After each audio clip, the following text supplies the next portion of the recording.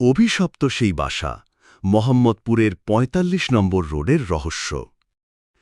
ঢাকা শহরের ব্যস্ততম এলাকা মোহাম্মদপুর। সকাল বিকিল লোকজনের ভিড়, যানজট, জীবনযাপন সবই স্বাভাবিক।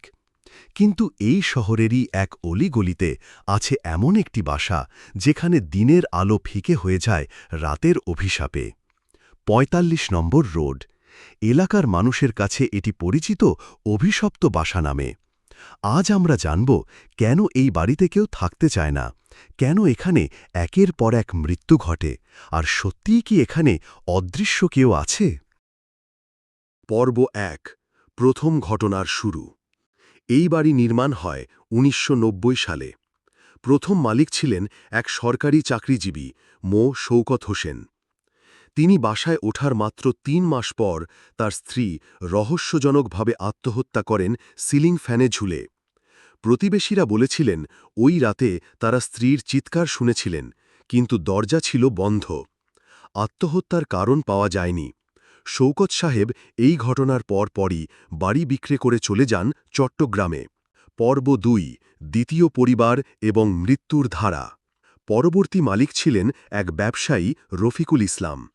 তার পরিবারে ছিল স্ত্রী, ২ মেয়ে এবং একটি কুকুর।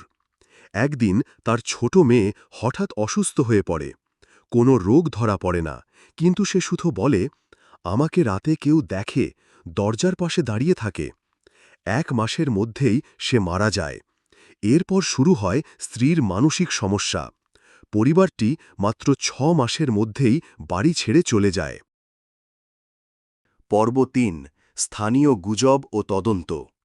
এলাকাবাসীর মতে এই বাড়ির ভেতরে রাতে অদ্ভুত আওয়াজ শোনা যায়, কারো হেঁটে যাওয়া, দরজা বন্ধ হওয়ার শব্দ। একাধিক ভাড়াটিয়া এসেছে, কিন্তু কেউ ৬ মাসের বেশি থাকতে পারেনি। একজন সাবেক ভাড়াটিয়া বলেন, আমার ঘুম ভাঙত রাতে ৩টায় প্রতিদিন। বাথরুমের পানির কল নিজে নিজে চালু হতো। স্থানীয় মসজিদের ইমাম একবার এসে কোরআন শরীফ পড়া দেন। কয়েকদিন শান্ত থাকলেও আবার সবকিছু শুরু হয়। পর্ব ৪। অভিশাপের উৎস। একটি পুরনো খবরের কাগজের রিপোর্টে উঠে আসে ভয়াবহ তথ্য। এই জায়গাটিতে ১৯৭১ সালে পাক বাহিনীর ক্যাম্প ছিল। এখানে নাকি নারীদের ওপর নির্যাতন চলত। স্থানীয় প্রবীণরা বলেন, কিছু নারীর দেহ এই বাড়ির নিচে কবর দেওয়া হয়েছিল। কেউ কেউ বলেন ওই নির্যাতিত আত্মারাই এখনও শান্তি পায়নি। পর্ব ৫। বর্তমান অবস্থা। বর্তমানে এই বাড়িটি বন্ধ।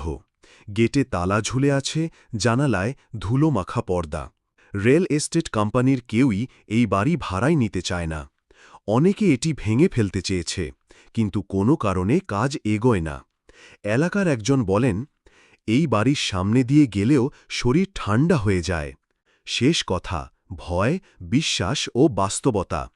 ভূত আছে কি নেই সেই বিতর্ক চলতেই থাকবে।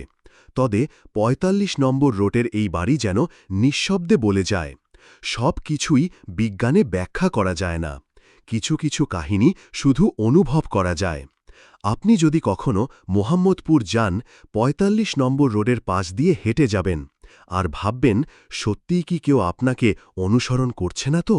এমন বাস্তব লোমহর্ষক গল্প যদি আপনার জানতে ও শুনতে ভালো লাগে, তাহলে এখনই সাবস্ক্রাইব করে রাখুন আমাদের তালুকদার ফ্যাক্ট বাংলা ইউটিউব চ্যানেলটি। দেখা হবে নতুন কোনো সত্য ঘটনা অবলম্বন নিয়ে। ততক্ষণ পর্যন্ত ভালো থাকুন, সুস্থ থাকুন। আল্লাহ হাফেজ।